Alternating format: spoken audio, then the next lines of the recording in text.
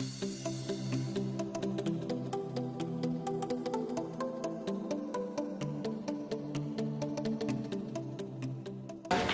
partir del trabajo del profesor Jaco Seykula, quien ha innovado el campo con un trabajo de largo aliento, con alta sistematización y con asombrosos resultados en relación no solo a una recuperación, sino como a una continuidad de la vida en las personas que han sufrido trastornos mentales severos, pero particularmente experiencias psicológicas exigentes en relación con su propia existencia. Lo que tenemos para hoy es una agenda en la que queremos intercambiar, reflexionar, conversar, compartir, con la expectativa, por supuesto, que nos podamos ir de este encuentro con ideas que iluminen nuestras prácticas, pero que también ojalá empiecen a generar algún nivel de transformación en las prácticas que cada uno de nosotros hacemos en la academia, en el territorio, en las instituciones, en la política pública, en las leyes que nos convocan en el país. Les presento entonces a nuestro invitado internacional, el doctor Jaco Seykula. Él es psicólogo clínico, psicoterapeuta, terapeuta familiar, doctor en psicología de la Universidad de ¿Me ayudas, Neta? Jyväskylä, en Finlandia. Él trabajó 20 años en el terreno como psicólogo y hace unos 20 años se unió a la universidad, donde fue profesor de psicoterapia y vicedecano de la Facultad de Psicología. Él fue honrado con un doctorado honoris causa de la Universidad Agder en Noruega. Fue también reconocido con un premio de la EFTA, la Asociación Europea de Terapia Familiar, por la tradición en investigación en el campo el año pasado. Este año fue reconocido con un premio similar por la Asociación Americana de Terapeutas Familiares. Su propuesta del diálogo abierto está empezando a generar incidencia en otros países como en España, y yo diría que en Colombia también empieza a resonar. Por supuesto, es autor de múltiples artículos y ha hecho presentación de su investigación y de sus resultados, de su propuesta, que hoy realmente es un modelo alrededor del mundo. Entonces, en nuestra agenda tenemos previsto con la presentación del profesor Seykula para tomar algunas ideas iniciales y empezar entonces a compartir nuestras ideas luego de lo que es la manera de comprender el sufrimiento humano. Más adelante esperamos tener ideas sobre casos, más que una mirada, digamos, muy clínica y tradicional, es pensar en los casos como pueden efectivamente ser atendidos en un modelo institucional, público, estatal, como es el caso de Finlandia, que ha tenido la oportunidad de avanzar a atención de algunos casos de esta manera, para que finalmente reflexionemos sobre algunas posibilidades que tendríamos en Colombia. Ahí podríamos compartir las ideas que nuestra colega, la doctora Ángela Hernández, sistematizó y sintetizó con motivo de la Cátedra Colombiana de Psicología Mercedes Rodrigo, donde tuvimos al profesor Seykula y a Ángela Hernández reunidos el sábado, y donde Ángela nos compartió una visión interesante que contrasta los principios con la manera en la que estamos trabajando salud mental en el país a partir de la ley reciente que se instauró en el territorio nacional. Entonces sean todos muy bienvenidos. El profesor Seykula está enterado de quién nos acompaña. Le he dicho que tenemos profesores, investigadores, formadores de psicoterapeutas, personas que trabajan en distintos organismos atendiendo condiciones de sufrimiento, Centro de Memoria Histórica, Unidad de Víctimas, psiquiatras que trabajan en el terreno, personas que han trabajado en la Ley de Salud Mental y asociaciones de pacientes psiquiátricos, particularmente de esquizofrenia y de trastorno afectivo bipolar. Así que tenemos un grupo muy interesante, muy variado para iniciar esta discusión y esta reflexión. Bienvenidos. Disculpen que tenga que presentar en inglés. Me hubiera gustado hablar en finlandés, pero sé que solamente una persona me entendería. Entonces, tenemos traducción al español.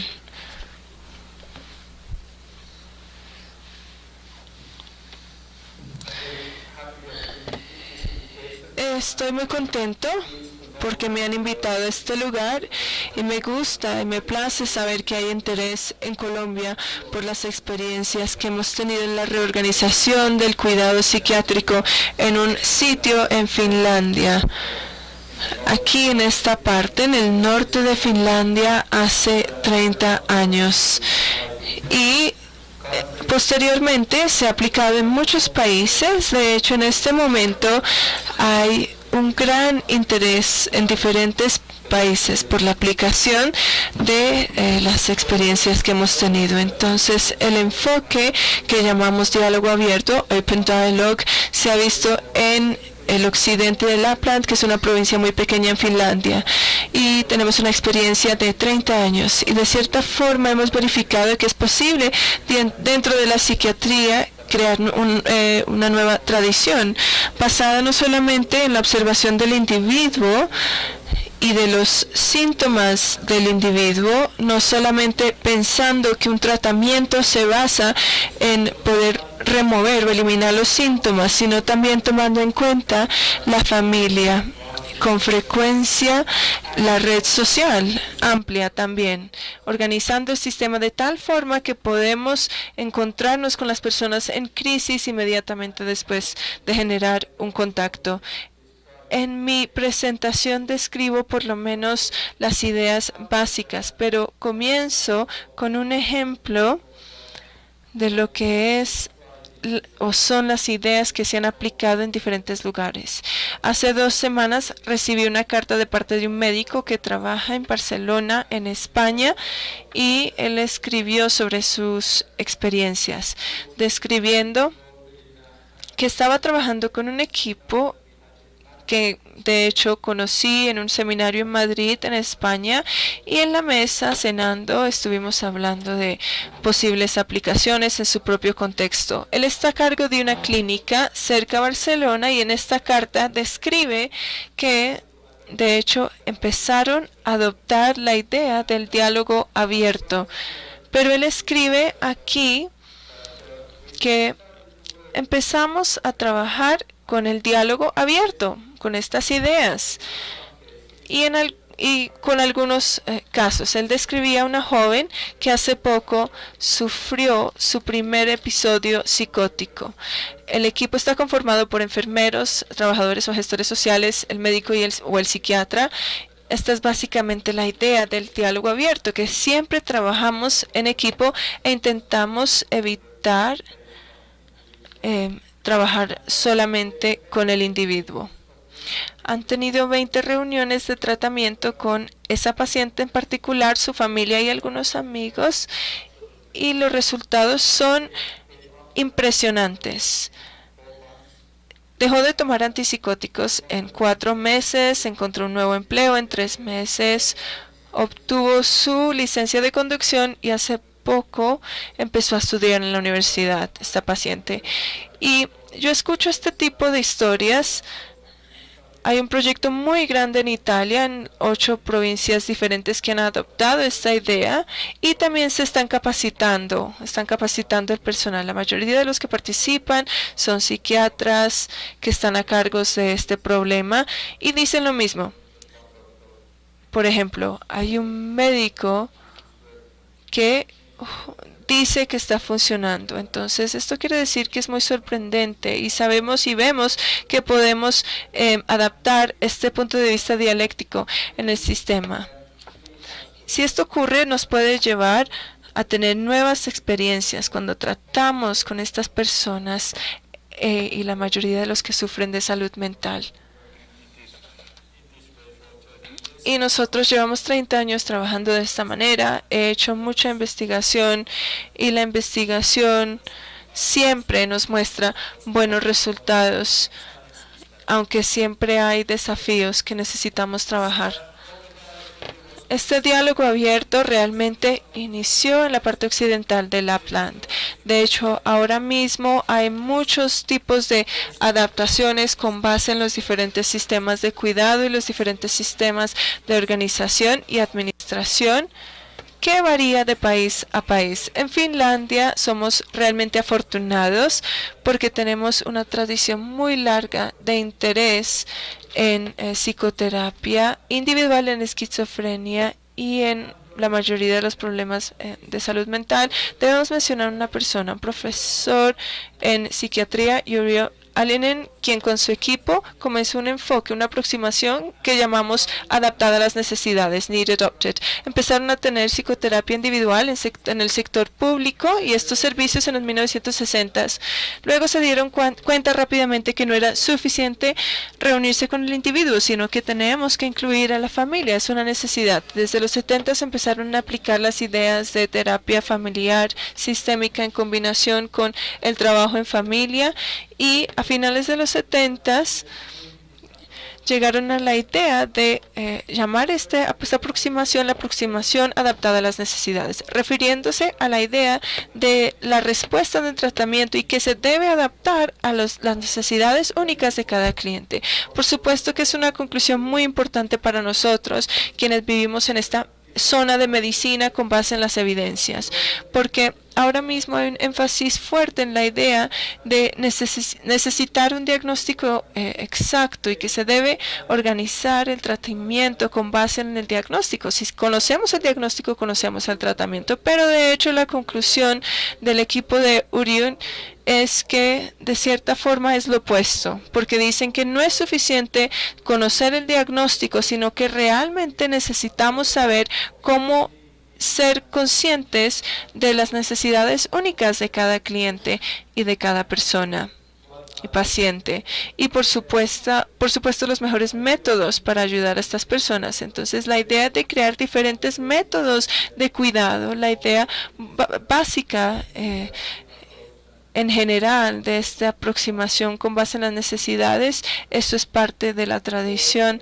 de adaptarse a las necesidades. Para que esto fuese posible, generaron innovación y la llaman una reunión de terapia o una reunión de tratamiento abierto, pensando que si realmente queremos saber cuáles son las necesidades únicas de cada cliente y de cada paciente, deben estar involucrados en cada conversación que tenemos, porque es imposible simplemente en una entrevista única o solamente con el historial entender las necesidades únicas. Así que hay diferentes formas. Primero, la reorganización de la planeación del tratamiento cuando una persona está hospitalizada, y también tomando ideas, por ejemplo, como tener a los médicos en las pruebas psicológicas y también que se reúnan los profesionales para planear el tratamiento. También crearon la idea de en cada reunión durante la planeación de un paciente donde hablamos de este tratamiento, él o ella debe estar presente. Ninguna discusión sobre el tratamiento debe llevarse a cabo si no está presente el paciente. También revisamos la idea de trabajar con la familia de tal forma que ya no pensamos que las familias son invitadas porque hay problemas, sino al contrario, la familia debe ser invitada en cada caso a esta reunión abierta cuando hay un miembro en la familia que entra en crisis, por ejemplo, cuando ha sido hospitalizado u otra crisis parecida. Adoptamos esta idea en los 80s, a comienzos de los 80s. Yo trabajaba, como mencionó nuestra colega, como psiquiatra clínico o psicólogo clínico en Lapland, en un pequeño lugar, y intentamos adaptar la idea de trabajar de manera enfocada en la familia. Nos interesaba tener psicoterapia individual y familiar, pero fue nos sentimos desilusionados con los primeros intentos en el sistema. Esta terapia familiar y terapia individual eran muy separadas la una de la otra. Inmediatamente cuando escuchamos las experiencias de este equipo en 1984, decidimos hacer lo mismo. Y desde agosto 1984 revisamos el sistema. Primero que todo en el hospital como tal, totalmente en nuestra sección del hospital y posteriormente en el sistema que incluye el cuidado comunitario. Se revisó el sistema de tal forma que dejamos de tener reuniones profesionales para la planeación del tratamiento del paciente y en su lugar creamos estas reuniones abiertas, donde el paciente hospitalizado siempre era invitado para formar parte de la reunión cuando hablábamos de sus problemas, y donde también se invitaban las familias si alguien estaba hospitalizado. Nos dimos cuenta que el sistema de hospitales es muy rígido, que hay que hacer una reorganización de lo que ocurre en la sección del hospital. En esta sección, por ejemplo, pusimos a un lado nuestro horario diario para poder reunirnos con los psicólogos, con las enfermeras, y empezamos a hacer una reunión y otra con los pacientes y con las familias. Pero esto tampoco nos brindó suficientes posibilidades para vernos con las familias de manera temprana. Después de 2 o 3 años de trabajar con este sistema reorganizado que fue hecho de tal forma que pudimos crear un equipo específico para que hubiera una reunión con la familia antes de que entraran a ser hospitalizados. Entonces, cuando una persona era referido al hospital, él o ella no se hospitalizaba automáticamente, sino que la idea era que hubiera una reunión antes del sistema, antes de que llegara al hospital. Y quizás no fue una sorpresa saber que iba a afectar la hospitalización como tal, pero lo que ocurrió fue que después de haber investigado por primera vez nos dimos cuenta que el 40% de la hospitalización se podía resolver en esta reunión si se hacía la reunión antes de tomar la decisión. Cuando empezamos a trabajar de esta manera abierta, en el comienzo recibimos muy buenos resultados que nos motivaron a continuar. Por supuesto, podríamos decir que fuimos afortunados cuando tuvimos buenos resultados. Si fuesen malos en un comienzo, quizás no hubiéramos seguido con el proceso, pero a su vez hubo experiencias bastante confusas que no entendíamos en absoluto de qué se trataban. Y para decirlo de una manera bastante sencilla, la confusión surgía del hecho que siempre pensamos que los profesionales son los que tienen los métodos para cuidar los síntomas o tienen los métodos para cambiar el sistema familiar cuando pensamos que hay problemas en la familia.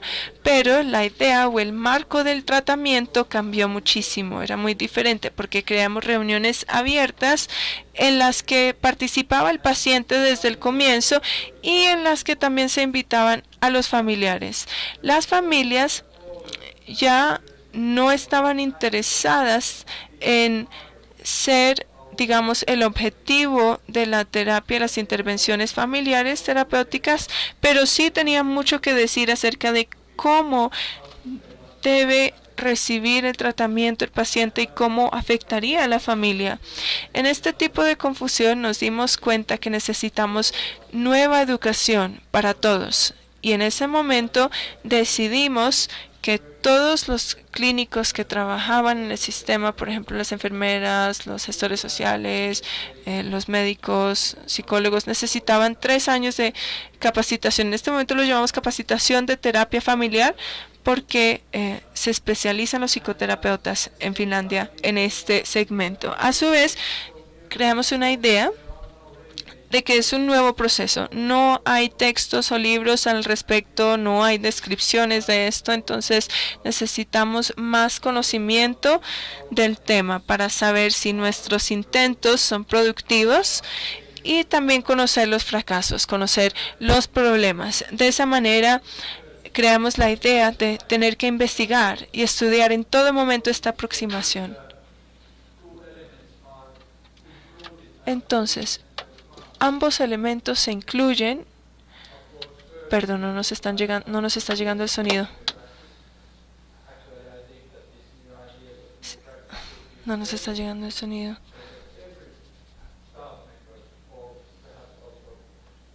Si le pueden decir que pause un momento mientras resolvemos el problema. Me dices cuando vuelva, ¿listo?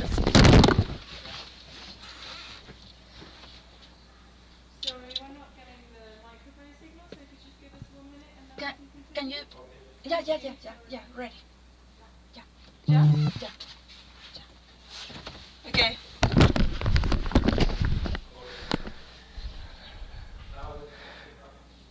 Yeah, perfect. Thank you.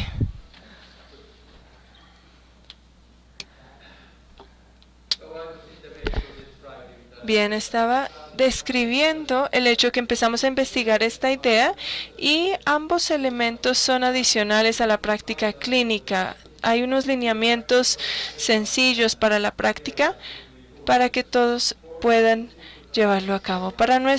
En nuestra opinión, los lineamientos eran: no podemos hablar del paciente si el paciente no está presente. Es muy sencillo y podemos ver inmediatamente si funciona o no.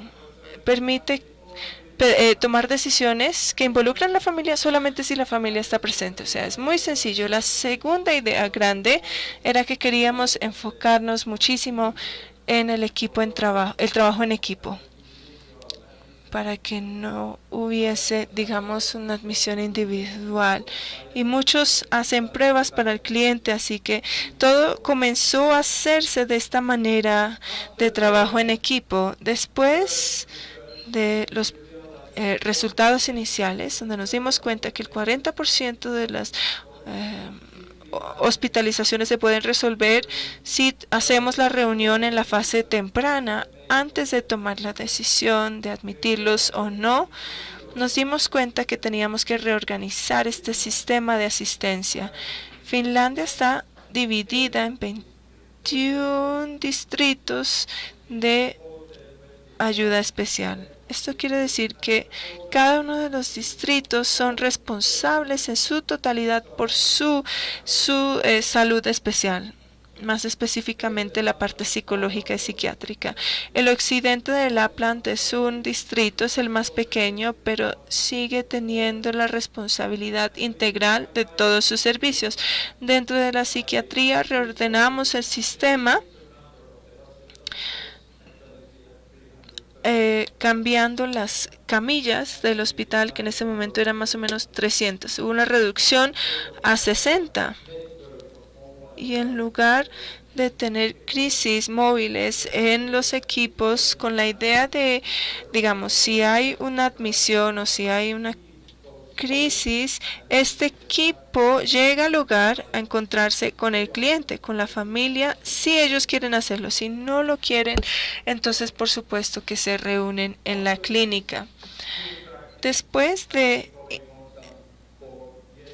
llevar algunos años con la implementación de esta práctica, hicimos un proyecto de investigación donde el profesor Altonel, quien es un profesor de psiquiatría, un psicoanalista de terapia familiar, quien ha sido el supervisor del sistema en Lapland durante muchos años, también era el que estaba a cargo de una investigación donde queríamos saber y conocer los elementos básicos de esta nueva aproximación.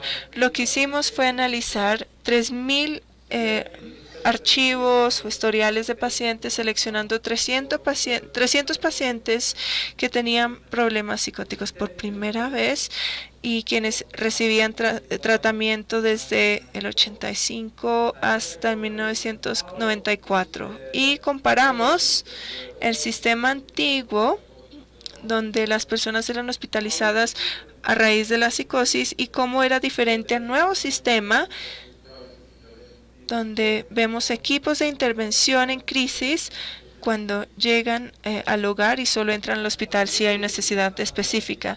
Haciendo este análisis, quizás digan que era cualitativo como análisis, un análisis cualitativo del historial del paciente. Quisimos conocer los ingredientes óptimos de el tratamiento.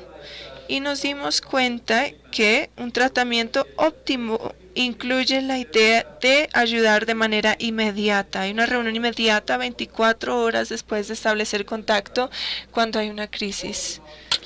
Un tratamiento óptimo es aquel cuando se tiene siempre una perspectiva sobre la red fuente del paciente, lo que significa que hay que involucrar a la familia, pero también hay algunas situaciones y algunas fases de toda la red que también son relevantes si surge una crisis en el trabajo, en un colegio, en el vecindario. Es una muy buena razón para ser muy abierto para hablar sobre la red que es externa a la familia.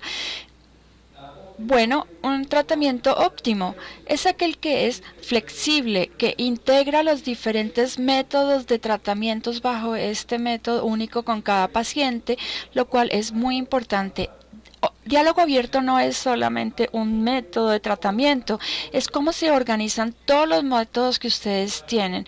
Diálogo abierto tiene también aquí o en cualquier otro lado, no compensa con ninguno de los métodos siguientes que se estén llevando a cabo con el paciente.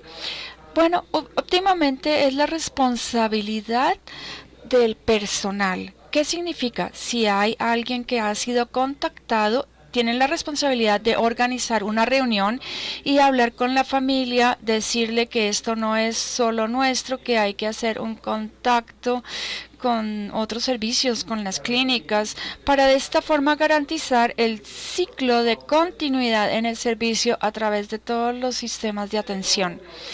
El sistema óptimo también es aquel que tolera una situación, porque como no hay unas respuestas ya creadas para el paciente, para la familia que tiene crisis, hay que tolerar cierto grado de incertidumbre. Obviamente, en las reuniones con las familias generan diálogos para poder entender qué está pasando. El enfoque principal no es solamente quitar rápidamente los síntomas o rápidamente tomar las decisiones sobre todo lo que puede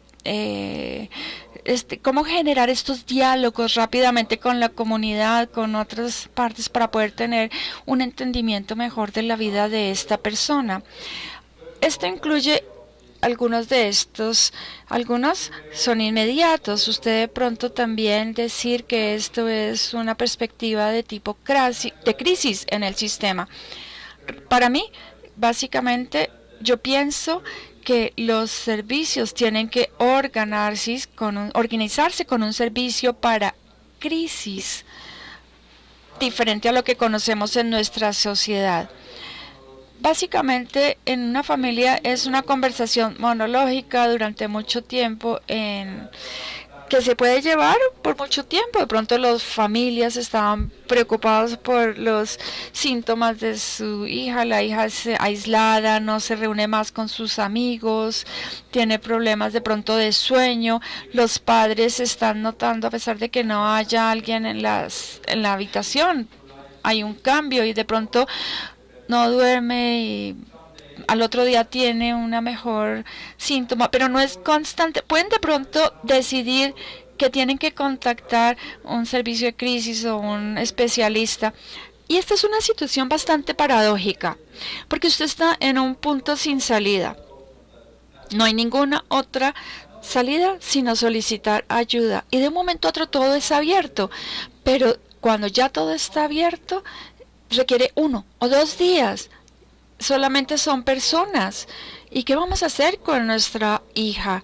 Vienen por una ayuda. Bueno, y después dicen cuál es el diagnóstico, podemos darle una solución. Cuando todo es abierto, tienen un acceso a lo que nunca antes pudieron tener acceso. Estas personas que tienen problemas psicóticos realmente están con sus problemas de alucinaciones, y después de estos trabajos cercanos ya no se habla más sobre estas alucinaciones. Cuando todo es abierto, entran a las emociones, las experiencias, y no importa si son positivas o negativas, pero son emociones y hay un acceso a algunos temas que antes nunca se habían comentado dentro de la familia. Ahora, esto es una opción que se abre rápidamente. La idea óptima de un tratamiento que tenemos acá cuando todo es abierto y cuando somos parte de la estrategia de supervivencia para la familia, esto se da ahí más rápidamente. Ahora, si ese no es el caso, ellos van a poder empezar a crear sus propias estrategias de supervivencia. Por ejemplo, algunas personas que han tratado estos problemas puedan que llevan ya 1 a 3 años con este problema antes de ir a un tratamiento. En este ciclo de las crisis normalmente se aíslan estas personas de la sociedad y esto es lo más difícil para muchos de nosotros. Para mí no es tan importante que tengan que suspender sus medicamentos. Es mucho más importante parar el aislamiento de las relaciones sociales del paciente. Y esto es algo que hay que tener en mente, muy presente en estas reuniones en frente a una crisis. Igualmente significa que aquel que tiene un problema psicótico o una situación mental ácida, que participe en estas reuniones. Esto es lo opuesto a la mayoría de las ideas que nosotros tenemos. Trabajamos con la familia, pero trabajamos con la familia aparte del paciente. Se nos ha dicho que pueden haber una sobreestimulación por parte de la familia en estos problemas psicóticos. No, en las reuniones todos somos partes, las personas son más coherentes y realmente es sorprendente darse cuenta que tenemos un proceso de discusión donde vamos a parar al principio el medicamento y nos damos cuenta que las personas que tienen una visión fragmentada de la vida con unas creencias psicóticas van a participar en este momento de la reunión. Segundo elemento importante, siempre hay que incluir a la familia y a las otras partes del círculo de la familia.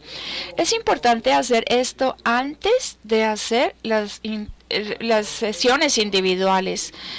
Y si es posible, es importante también entender de forma no informal de sus medios donde se desarrolla la persona. La mayoría de las crisis quieren hacer contacto básicamente no con los miembros o con, por ejemplo, la persona, la que tiene las experiencias psicóticas, sino la madre, la hermana del paciente. Ahora, es importante que en este primer contacto, cuando se llama al servicio de servicios y la madre llama, se le pregunta, bueno, ¿quién más sabe de este problema? ¿Quién más ha estado preocupado? ¿Quién más nos puede ayudar? ¿Quién más podemos contactar o invitar a la reunión para aprender más? Y esta es una forma donde establecemos una evidencia en la conversación para definir cuáles son las redes sociales relevantes para este paciente en este momento a quienes habría que incluir. Esta red social no es solamente para una reunión o obtener reunión de un sistema. No, la idea es que están siendo invitados para participar por todo el tiempo que sea necesario.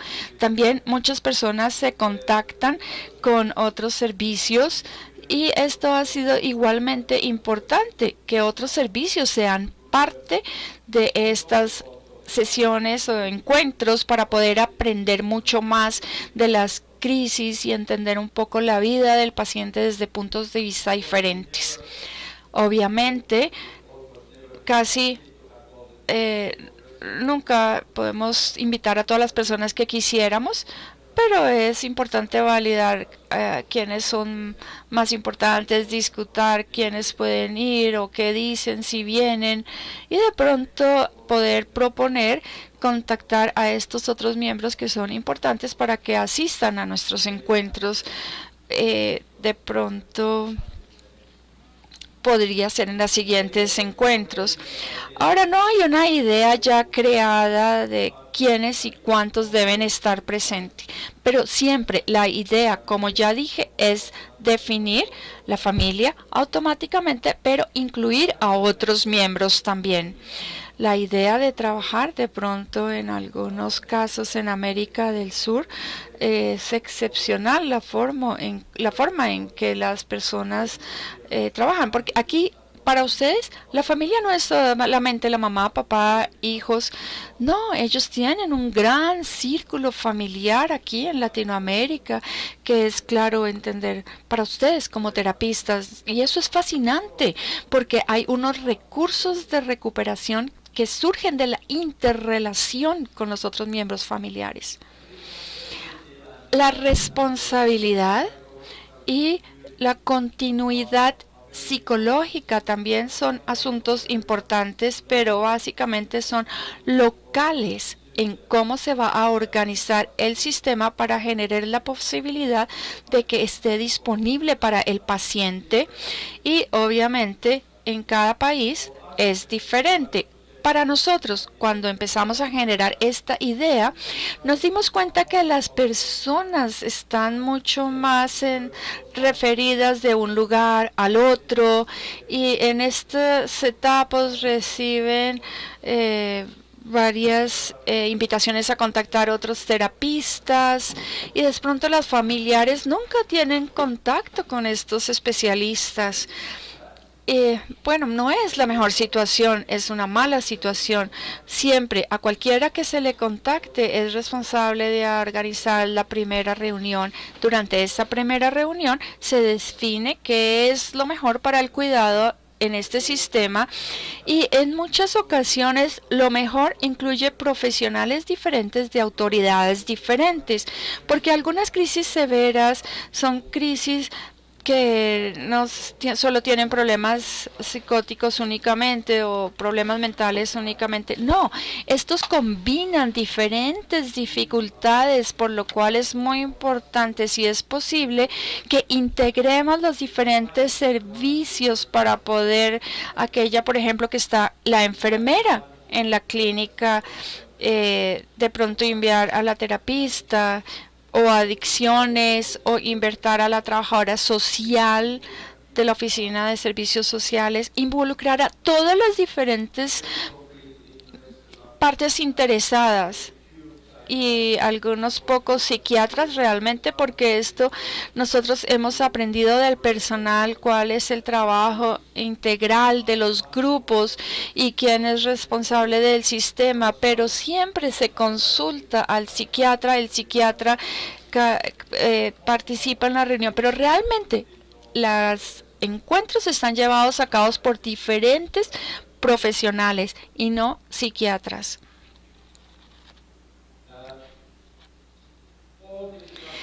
Básicamente, todo esto en la práctica requiere de dar ayuda, involucra a la familia, ser flexible a cómo se integran los diferentes métodos de tratamiento.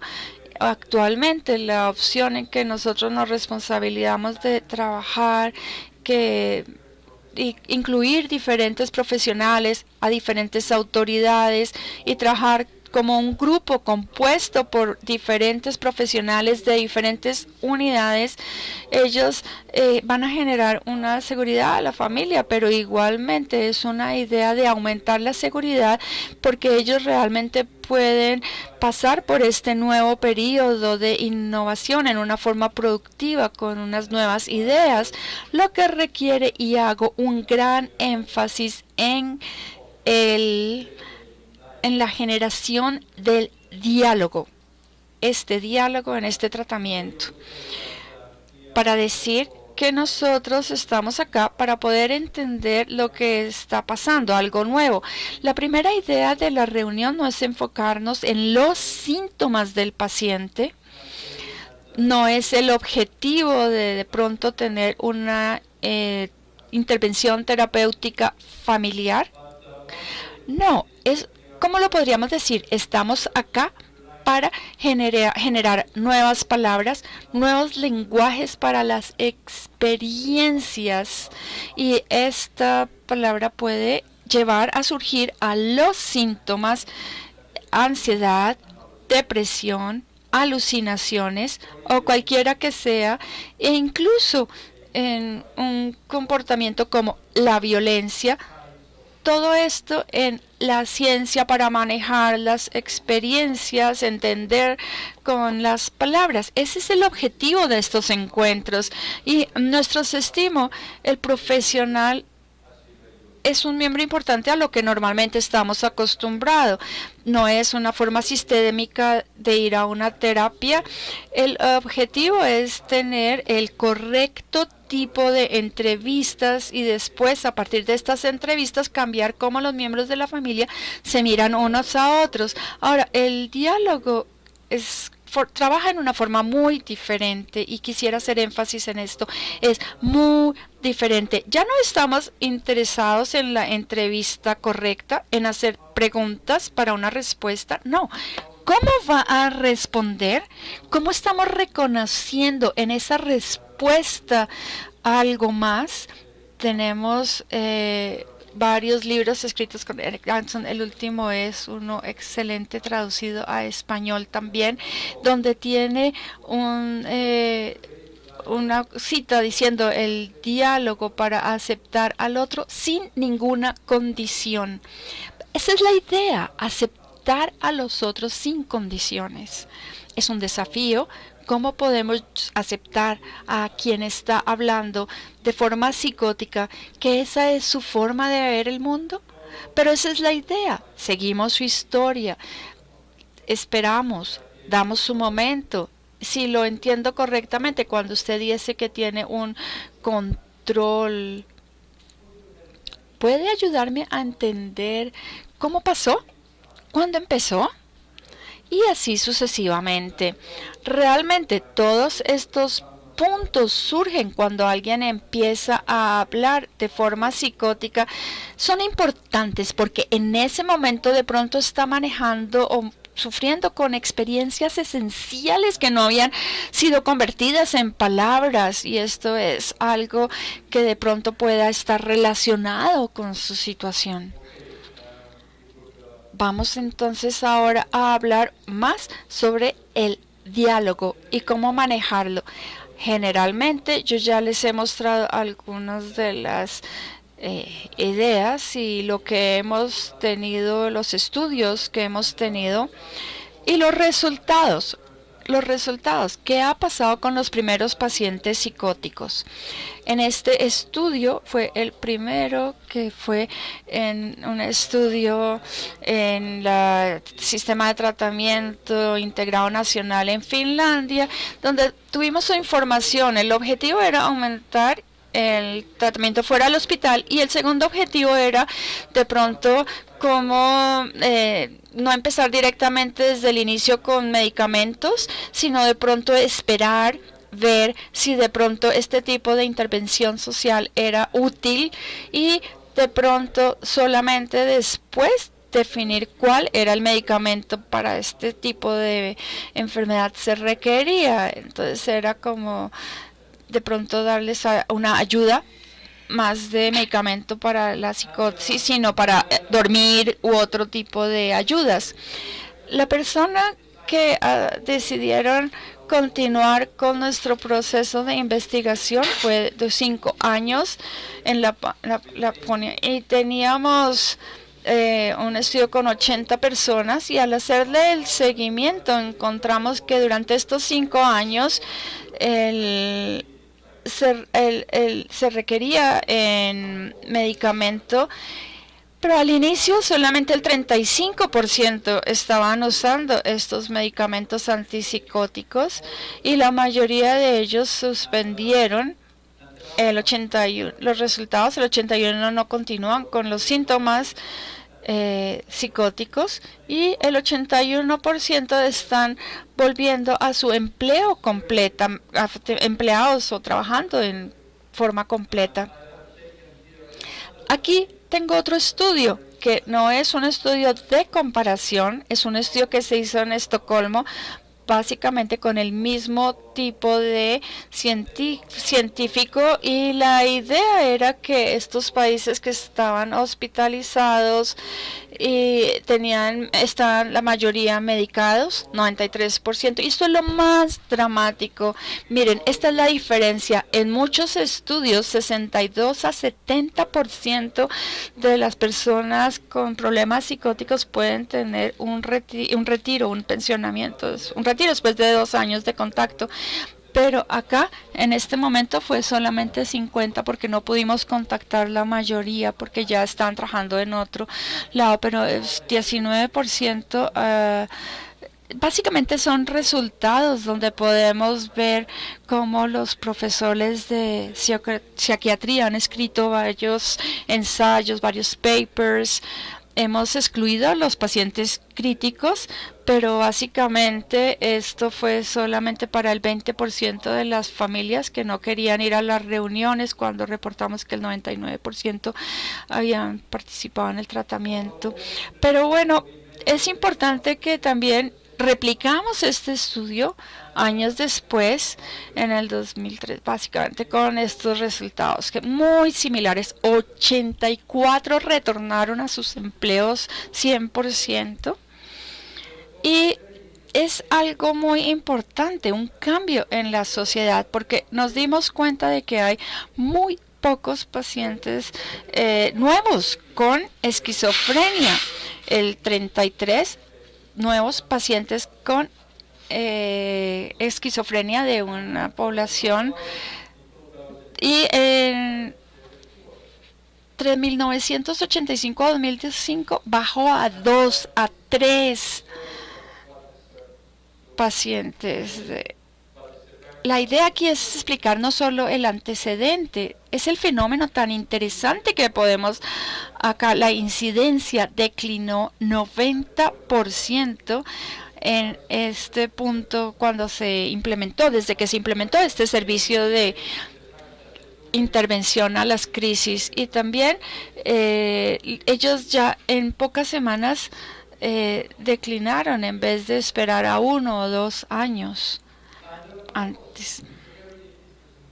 Hay una pregunta muy interesante. ¿Qué le pasa a nuestra sociedad cuando aprendemos a manejar la tuberculosis o el polio? Bien, ¿qué pasa a nuestra sociedad cuando ya no tenemos pacientes con esquizofrenia? Yo me imagino que los políticos estarían muy interesados con este tipo de resultados. Incluso cuando se hablan de problemas de salud mental, y basados en esta idea donde probablemente los problemas de salud mental se relacionan a la forma en que estamos organizando nuestro sistema. ¿Y por qué no queríamos organizar nuestro sistema para no tener tanta esquizofrenia y reducir estos pacientes? De una forma, esto también es más económico que los sistemas tradicionales de tratamiento a los pacientes. Igualmente, estamos haciendo un seguimiento de 20 años a aquellos pacientes que estuvieron en el sistema. Encontramos unos puntos bastante interesantes. Si usted promete que no va a tomar la foto de la siguiente diapositiva, se la puedo mostrar, pero por favor, no foto, no video, no nada, la siguiente foto, porque es una diapositiva que es un ensayo que se ha enviado a revisión y no ha sido aún publicado, pero les voy a dar solo una pequeña información porque tiene básicamente pero puedo entender la diferencia con relación al costo que esto trae para el sistema. Estas personas están con una vida activa, pagan impuestos, trabajan, y en cambio estos están pensionados o subvencionados. Ahora, no tengo la explicación realmente, y de pronto hay que encontrar una propuesta para una hipótesis. ¿Cuál podría estar relacionado con este tipo de resultados? como decía, hay muchas personas que no creen en esto y dicen que la validez de la calidad de la investigación no es lo suficientemente buena. Para mí es lo opuesto, es la mejor investigación porque es en la práctica diaria y ellos tienen, básicamente se replican los mismos resultados. Entonces, como se puede ver en estos estudios y en estos ensayos clínicos que se elaboran, por lo cual yo estoy muy convencido en los resultados. ¿Y por qué son tan buenos? Creo que hay una respuesta inmediata cuando la persona tiene una alta crisis emocional. La red social está incluida. Significa que ya hay conexiones y no aislamiento a las pacientes. Enfocarse en el diálogo, un diálogo donde cada una de sus voces son escuchadas. Y finalmente creo que cuando podemos evadir el uso innecesario de los medicamentos, y básicamente esto puede ser algo positivo. Tal vez en lo último sería decir que de pronto hay una gran cantidad de problemas que no podemos ver, pero esto es un problema de salud mental, suministrar estos medicamentos en el sistema. Muchísimas gracias a todos.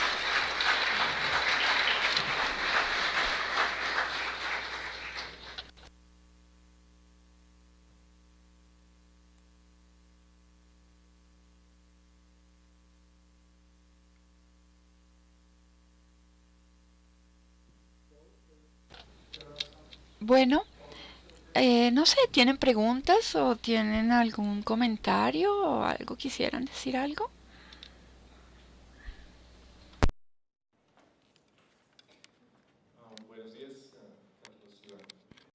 Yo soy docente aquí en el externado. ALO, o Asociación Colombiana de Psiquiatría. Tengo dos inquietudes. Una es, siempre va a existir alguna pregunta a propósito de la forma como se diseñaron los estudios que hablan de la efectividad de las intervenciones. Esa va a ser una inquietud. Pero mi inquietud no está en torno a aquello porque creo que la propuesta es bastante fuerte.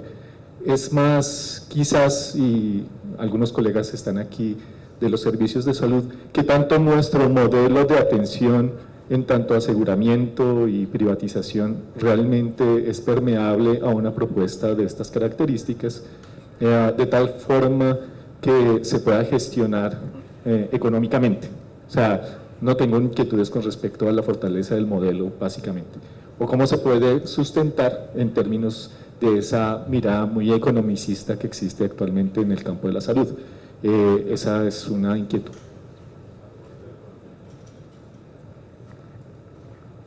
Of course, one issue related to what you were asking is that we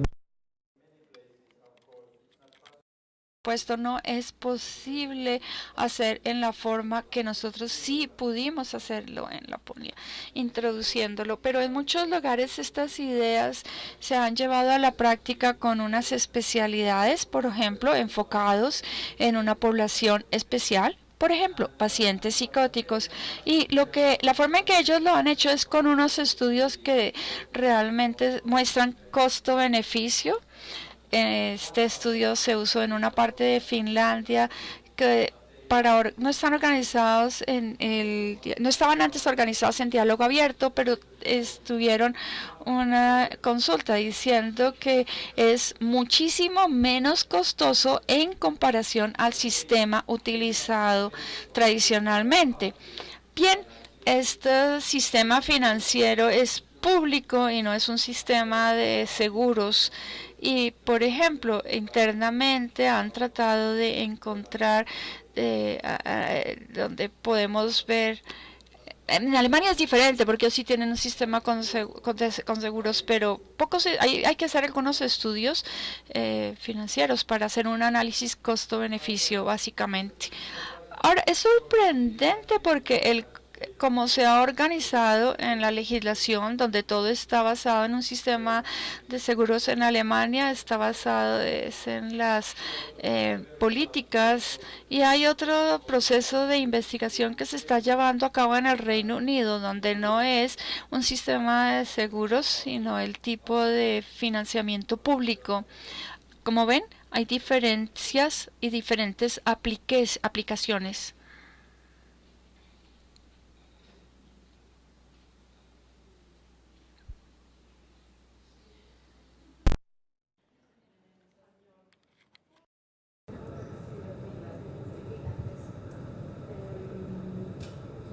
Joo, siis mä mietin just, että on niin kuin otettu terveydenhuollon. La pregunta.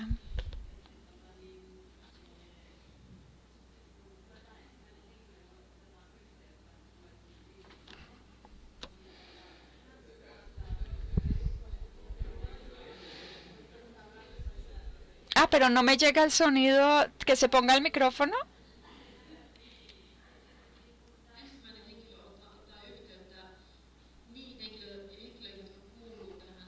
Finlandés.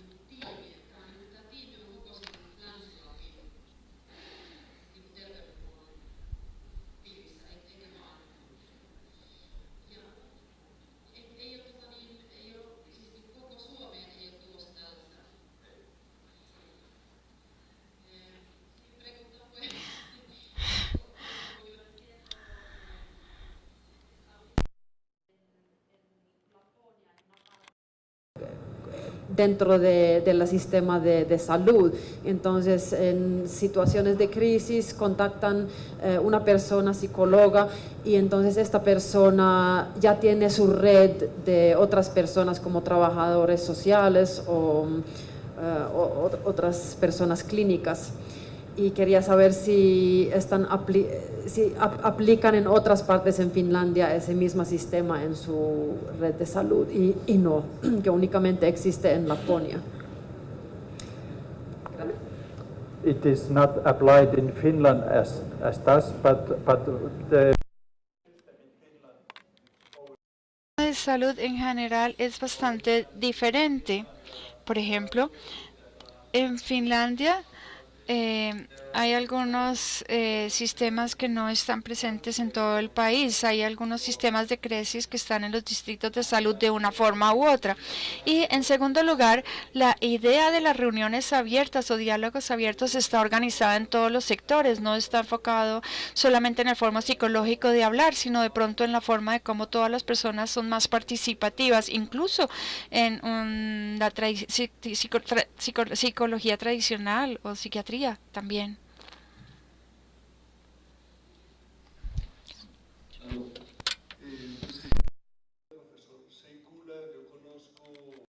Unos años conozco el modelo de Open Dialogue y siempre me llamó mucho la atención en el punto que me parece que dignifica tanto a la persona en crisis, a la persona psicótica, como a la familia.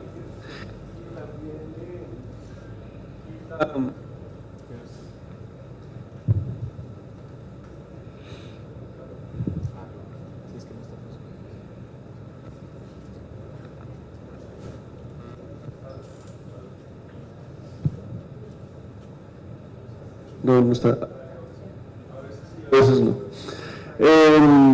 Me parece que también quita la idea de que el profesional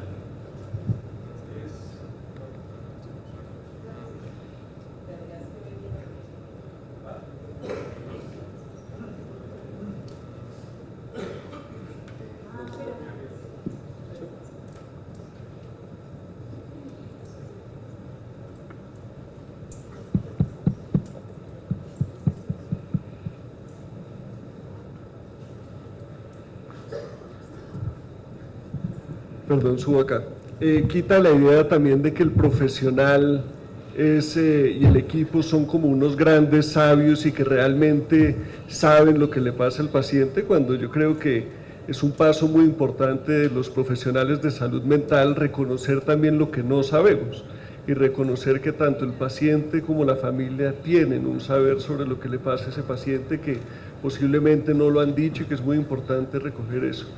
Hay una frase que usted puso en su presentación que me llamó mucho la atención y decía, debemos escuchar lo que las personas dicen más que lo que significa lo que dicen. What people say more than what they mean. Y me parece que ahí guarda algo interesante que me gustaría si nos lo explica más. Gracias. Thank you. Yeah, actually, in a very precise way, it was said that listen to what people say and not.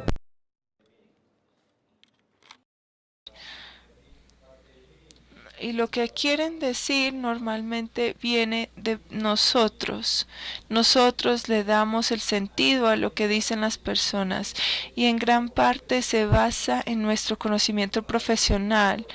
Por ejemplo, si yo fuera un psicoterapeuta psicodinámico, me interesaría escuchar la historia de mi cliente para hacer alguna interpretación en algún momento. Si soy terapeuta familiar, como lo solía hacer,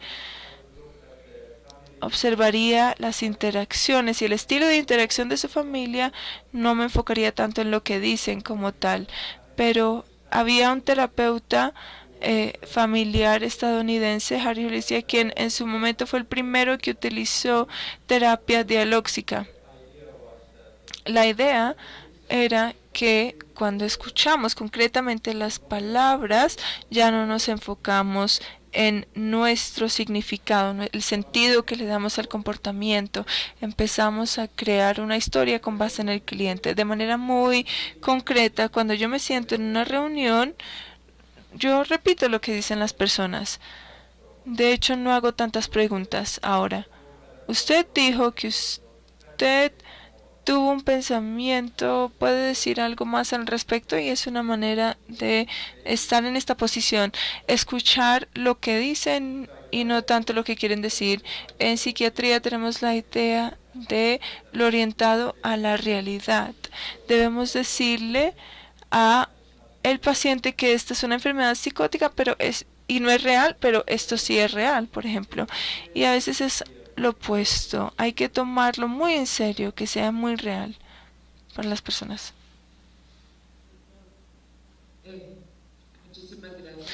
Thank you very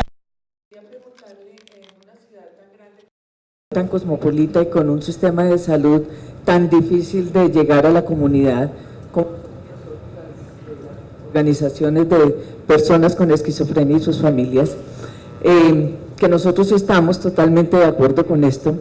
Sabemos que funciona porque lo vivimos y porque a nivel muy básico y experiencial lo hacemos en nuestra pequeña comunidad de la asociación.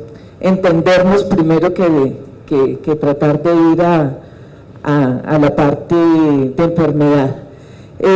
Se podría emplear, digamos, como un método terapéutico, como en un alcance intermedio, porque difícilmente pues veo que sea muy realizable acá en nuestro sistema. Pero veo que es un método terapéutico pues muy interesante, o puede ser esto contraproducente, si no se emplea realmente como es toda la metodología expuesta.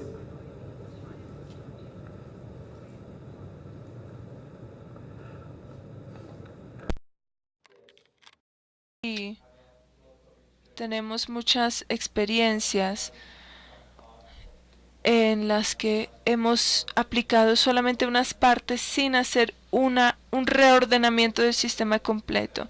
En cuanto a su pregunta si se puede poner en práctica en este tipo de sistema, hay muchas experiencias en Londres, en Nueva York, en Tokio, en Shanghai, etcétera. Entonces el tamaño de la comunidad realmente no es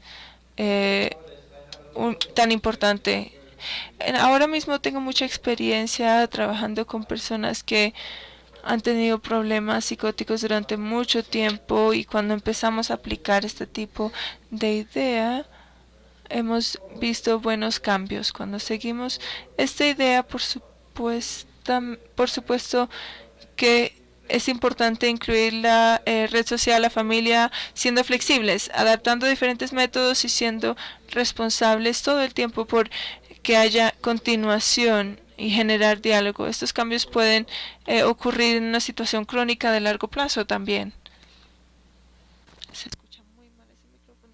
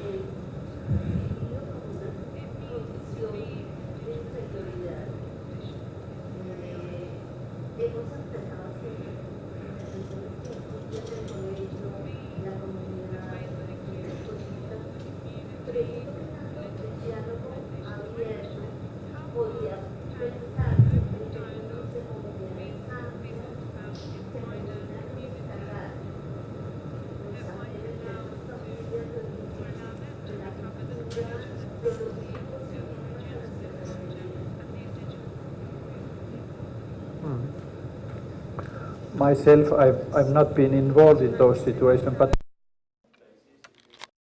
algunos sitios donde se ha aplicado y para mí es bastante sencillo poder seguir la idea que en ese tipo de situaciones no hay mejor forma que esto, poder invitar diferentes grupos de personas y empezar a crear un diálogo donde empezamos a entender su punto de vista en la situación más que imponer la forma de percibir estos problemas. Por ejemplo, me han contactado de algunos sitios en África donde están leyendo el diálogo abierto y han trabajado con ellos en sus tribus y en sus pueblos, pero personalmente no tengo experiencia. También hay aplicaciones en las que ponen estas ideas en práctica en los colegios en esta situación.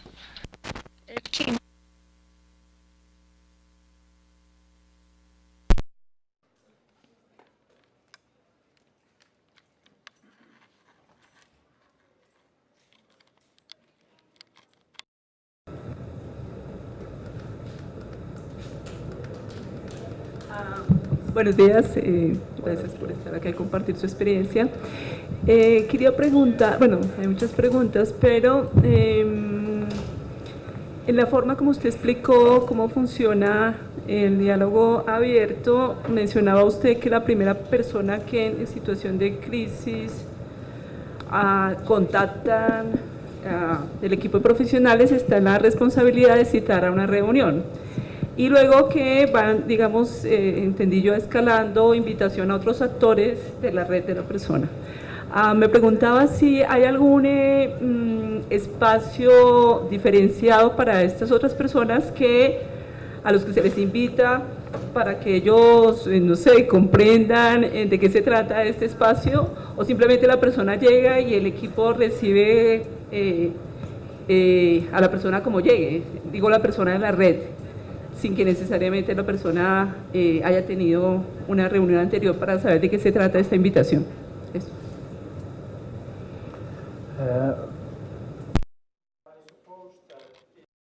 Y supongo que en la mayoría de los casos las personas no reciben información de lo que se trata, pero se invitan porque en una crisis, cuando por ejemplo la madre llama para ayudarle a la persona,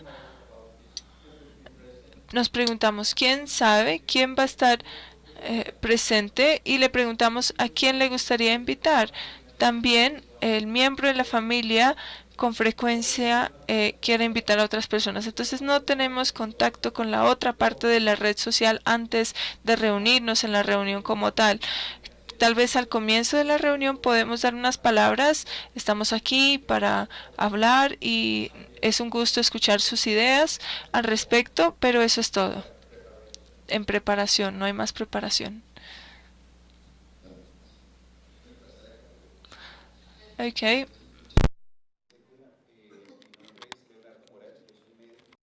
Psiquiatra y bueno, psicoterapeuta y trabajo con varias metodologías. Quisiera decir como reflexión a los compañeros que dicen en el sistema sí se podría hacer en este sistema colombiano y pues hay cosas que lo permiten, lo que pasa es que se requiere más presión política.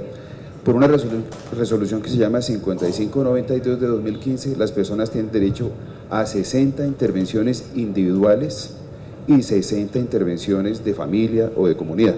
Si ustedes suman eso es 120 y sobradamente se puede hacer esto, y si lo determina el especialista puede duplicarse, o sea que la persona puede tener en el papel hasta 240 sesiones, tanto individuales, lo que ya nombré. Lo que se refiere, más bien lo que tenemos que lograr es como ACPEF, que ha logrado cosas importantes y también lo que logró de las familias con depresión que hicieron la ley de salud mental. O sea, creo que se requiere un trabajo político unida a la comunidad, o sea, no los laboratorios uniéndose para lograr sus beneficios de medicamentos, sino la comunidad organizada, como ACPEF, la parte académica, que supuestamente tiene unas evidencias, y poder hacer presión para que lo que es ley se vuelva efectivamente un hecho. O sea, tener la posibilidad de 120 sesiones de terapia realmente es sobrado. Yo creo que mucho menos requirió el doctor para hacer el trabajo con ellos. Claro, eso está en el papel. Llevar eso a la realidad, ese es el trabajo. Y ese es el trabajo que tenemos que hacer nosotros y no podemos esperar que lo hagan los laboratorios, porque ellos no lo van a hacer. Aunque ellos sí tienen la capacidad del lobby político y tienen políticos, hasta congresistas de todo, pero somos nosotros quienes tenemos que lograrlo y pues creo que la experiencia que el doctor nos da es bastante interesante. Es un trabajo que hay que hacer, no es fácil. Por otro lado, tú ya como pregunta para el doctor, hay una parte donde ustedes hablan del diálogo y de la participación de diferentes lenguajes. Uno de esos lenguajes que yo he visto, pues trabajo en eso, he estudiado en Noruega, lo hacen, también en África, en varios lados, en Sudáfrica, etcétera, fuertemente es el trabajo de musicoterapia comunitaria. La musicoterapia comunitaria permite, en la parte que nombraba la doctora, la parte étnica, darle participación, los lenguajes y los contenidos culturales de las personas están allí participando con sus diferentes significados y son comprendidos de pronto de una manera más amplia que las palabras tal vez no alcanzan a traducir. Como usted decía, las palabras pues dicen una cosa, pero el significado puede ser otra. Entonces la pregunta es, ¿qué tanto en su país y en su modelo usan también este tipo de metodologías, como es por ejemplo la musicoterapia y la musicoterapia comunitaria? Yeah. Thank you for both of your comments. I want to comment also the En esta investigación a la que me refiero, también hablamos de lo que se necesita en las reuniones. En cuanto a la cantidad, fueron 99 en el primer año, o sea que fue un tratamiento muy intensivo de un joven que estaba en una situación psicótica bastante complicada y la menor cantidad de reuniones fue 2. O sea que las crisis psicóticas realmente se pueden resolver en una reunión o 2, o quizás se necesite un cuidado más o muy intensivo durante 2 o 3 años, pero es totalmente posible poder cuidar todas las crisis que menciona en ese tiempo. Pero la segunda parte me interesa muchísimo últimamente lo que llamamos la parte del diálogo que se vive, y creo que la danza, la música, la pintura, todo esto es una parte muy importante de estos procesos. Y sé que hay muchos procesos. Conozco, por ejemplo, personas que trabajan con niños autistas y utilizan mucha danza, terapia de movimiento y danza de una manera muy dialéctica. Entonces, me agrada su comentario y esta es la forma de permitirnos ser flexibles, adaptarnos. Thank you very much to you all. I would like to make a couple of comments. The first is that we are halfway para reflexionar sobre las posibilidades de estas ideas y de estos principios, más que pensar, digamos, en ello como unas reglas, digamos, muy establecidas del modo de atender. Son principios y, como el profesor Sekula nos lo comparte, son ideas con las que pues estamos invitados a reflexionar. En esa medida, mi comentario también va en la dirección de lo que implica comprender el sufrimiento humano desde estos principios, ya que se vincula particularmente con el modo en el que se organiza la acogida de ese sufrimiento. Y creo que pues ahí probablemente logremos pensar algunas posibilidades. Entonces, por lo pronto vamos a tomar un descanso de 15 minutos y volvemos para esta reflexión sobre cómo sería una posible atención de casos y cómo podemos tal vez emerger como redes entre nosotros para iniciar algún trabajo en esta perspectiva. Muchas gracias. Volvemos en 15 minutos.